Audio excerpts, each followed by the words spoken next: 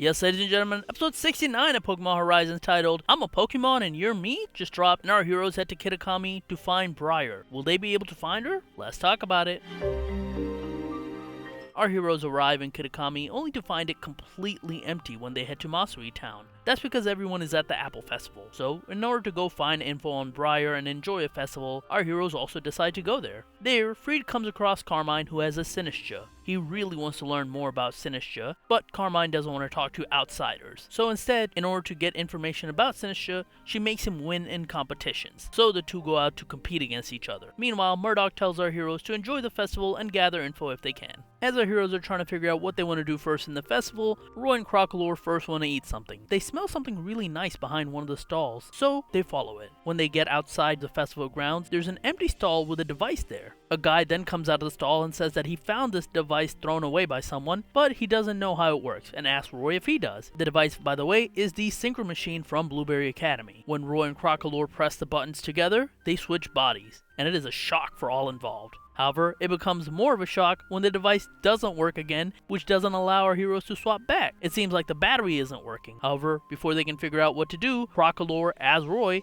smells something and runs towards the festival. Roy also follows Crocalor, telling the guy that he'll try to keep this a secret while the guy tries to fix the Synchro machine. While chasing Crocalor, Roy is fascinated to see how Crocalor sees the world. Crocalor goes to Dot and Liko, and there they figure out what happened when Roy talks as Crocalor. He kinda sounds like the Japanese voice actor from Meowth actually, which is pretty funny. They decide to then continue to keep this a secret and go find the guy who has the Synchro machine. But before they can, Murdoch appears and says he'll treat them. Their cover's almost blown when Roy as Crocalor speaks. Regardless, for now they decide to just enjoy the festival, so they decide to get some candy apples from Murdoch. Roy as Crocalor accidentally uses his fire to melt the candy and bake the apple, creating baked candy apple. Murdoch is super excited by this, and even the shopkeeper asks Roy to do it again, but they don't want to stand out and blow their cover, so our heroes tell the shopkeeper that this Crocalor isn't feeling well and leave Murdoch for now. While this is happening, Friede is beating Carmine in almost every competition. Every time she loses, she picks a different thing to compete in. She's lost every time though, so now she's mad and challenges him to a battle. Back to our heroes when they come across Molly, who's helping a bunch of kids who've gotten scratched up while trying to wear their wooden shoes. Even though they don't want to get caught, they decide they want to help. Roy's Crocalor once again speaks, but Crocalor as Roy is able to just say Geta, which is the name of the shoe and part of Crocalor's Japanese name, to learn what to do to help people out. It's a nice bit of pun humor. When the girl in the front gets treatment from Molly, she almost falls when she's done, but Crocalor as Roy prevents him from falling, I think, and tells her to wear her shoes and make sure she's okay. This will be important later in the future. We cut back to the battle between Carmine and Friede, and Sinistcha's Matcha Gacha lands on Cap, healing itself. That's when Cap decides to take it seriously and tosses Captain Hat in the air. He dodges the next Matcha Gacha from Carmine's Sinistcha before using Thunder Punch to KO the thing. Our heroes then come across Orla and see that she's struggling with something, so they decide to help her out. Orla was trying to help fix the stove of a stall owner who's trying to cook food for people waiting in line in the stall. Despite her best efforts, however, Orla isn't able to make the stove work. It looks like the guy might have to shut down his stall. But Roy as Crocalor gets an idea. He decides he'll use his ability to spit fire to help the guy. At first he tries, but he can't control the flame and he goes flying. He's caught by Crocalor as Roy, similar to how Roy has done this multiple times in the past. It's a cute bit. They then decide to use their song to get in sync, and Roy's able to use flamethrower to properly allow the guy to start cooking. As Dot points out, even in their different bodies, Crocalor and Roy's chemistry is off the chart. After the stall is able to make food for everyone in line, it's able to properly close. But before they leave, a small boy from the line who's waiting on the food hugs the Crocalor and tells his mom that when he becomes a trainer, he wants a Crocalor as his first Pokemon.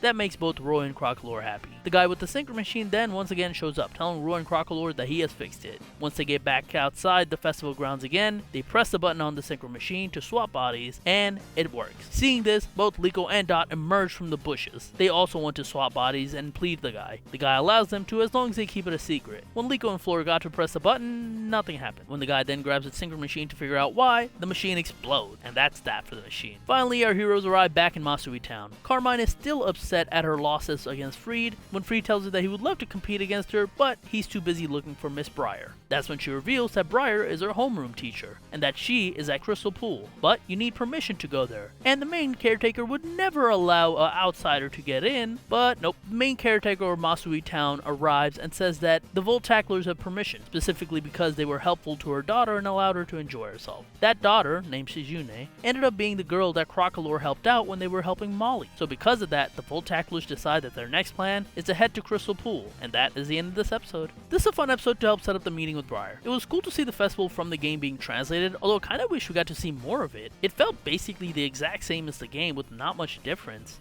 I feel like the anime can make this way more bombastic, but I guess it chose not to. Carmine as a character is also fun here. We don't really get to learn much about her here besides she's quick-tempered, and we don't get to see Kieran here, her brother, but hopefully she continues to make an appearance throughout the arc. It would be fun to have her around. I do wonder if this episode and this arc specifically was made to kinda appease Game Freak a bit. You guys are probably aware of the massive breach that Game Freak suffered, causing a whole bunch of things to leak, and that included internal documents of conversations between Game Freak and the people making the anime, where the people of Game Freak were worried that this anime didn't have much to do with Scarlet and Violet at all. So it seems like this episode and this arc might have been made in order to appease those concerns. I'm interested to see how Briar will be depicted here in the anime compared to the game. In the game, she doesn't really do much besides research Terapagos and get proper permission to go to the bottom of Area Zero, but here it might be different. I really hope the anime expands on her role. I guess we'll just have to wait and find out. Overall, a fun episode that should lead to something. But what about you guys? What did you guys think about this episode? Let me know in the comments below. Other than that, be sure to like, share, subscribe. You can follow me on Twitter, and that's it. I will talk to you guys later. Peace.